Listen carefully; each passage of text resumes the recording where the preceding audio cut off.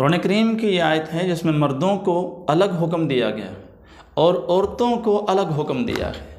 مردوں سے بھی اللہ کریم مخاطب ہیں، یا ایھا الذین آمنوا لا یسخر قوم من قوم عسیٰ ان یکونوا، اور اللہ قرآن کریم میں عورتوں سے بھی مخاطب ہیں، ولا نساء من نساء عسیٰ ان یکونوا خیرا منہن، اللہ دونوں سے الگ الگ مخاطب ہیں۔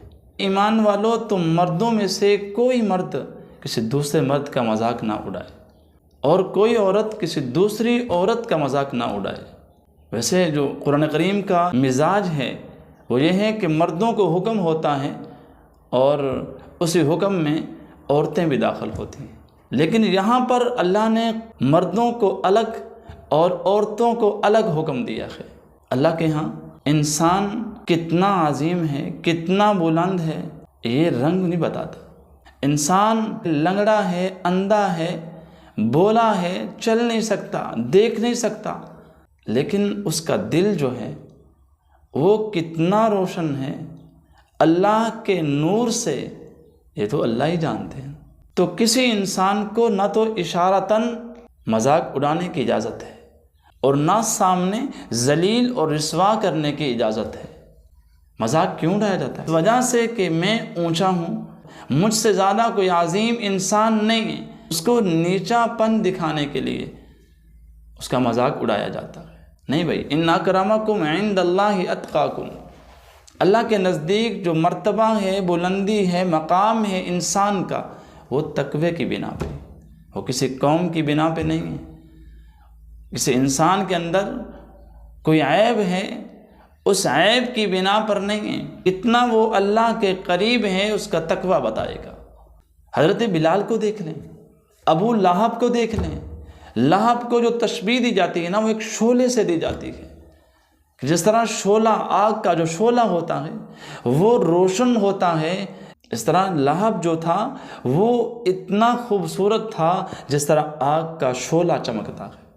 لیکن اللہ کے ہاں ابو لہب کی بزرگی، ابو لہب کی عظمت، ابو لہب کا مقام نہیں بیان کیا گیا، حضرت بلال حبشی کا مقام بیان کیا گیا۔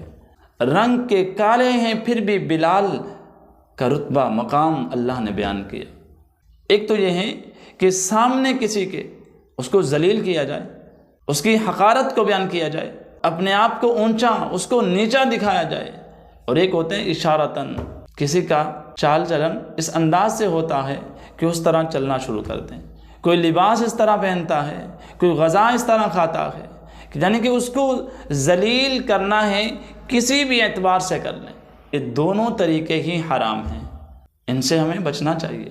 حضرت صفیہ رضی اللہ تعالی عنہ، یہ حضور کی بیوی ہیں، کسی ایک موقع پر کسی دوسری عورت نے حضرت صفیہ کے بارے میں فرمایا یہ تو بالش ہیں، یعنی کہ چھوٹے قد والی ہیں۔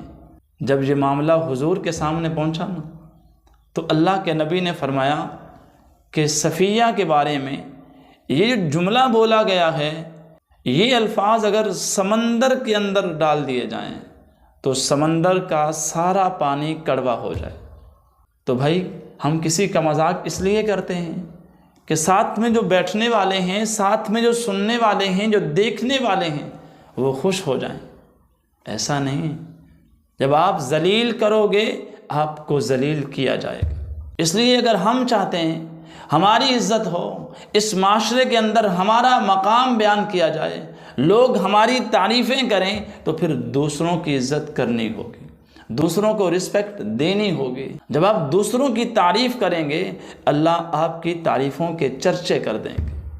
ویسے دیکھا جائے نا، کوئی انسان دوسرے انسان کو جب گراتا ہے نا، تو اس کے ساتھ ساتھ خود بھی گر رہا ہوتا ہے، اور کسی انسان کو اٹھاتا ہے تو انسان اس کے ساتھ ساتھ خود بھی اٹھ رہا ہوتا ہے۔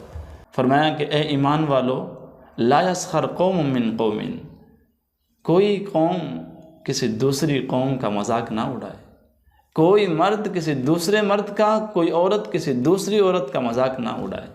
اللہ کریم مجھے اور آپ کو ان الفاظ سے محفوظ فرمائے جس سے دوسروں کی دل آزاری ہوتی ہو۔